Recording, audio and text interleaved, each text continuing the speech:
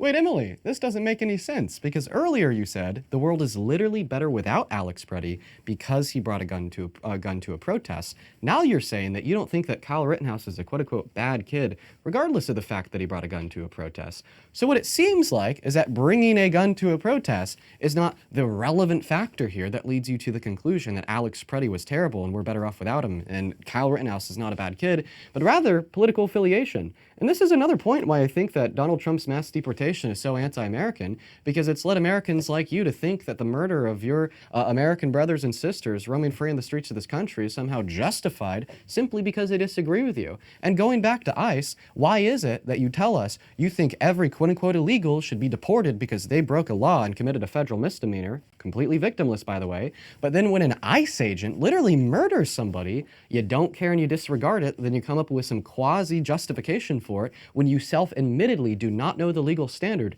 that would make that shooting justified. Even going back to that legal standard, which I'll share with you now, you cannot kill somebody for merely being in possession of a firearm as an LEO, because as I previously suggested, the Second, Fourth, and 14th Amendment, as well as previous SCOTUS case law like Connor v. Graham, which ruled that there has to be an objective reasonableness to an imminent threat upon the life of anybody within the immediate vicinity of somebody that LEOs are going to shoot and kill, and merely being in possession of a firearm isn't one. Even the NRA says this. 2 days after Alex Preddy got murdered, a U.S. attorney from California posted on Twitter that this is totally justified because, well, Alex Preddy brought a gun. The NRA responded by saying that that rhetoric is dangerous and wrong. So in other words, the NRA, who you likely have a membership for, says that your rhetoric is dangerous and wrong when you suggest that he could be shot and killed for merely being in possession of a firearm.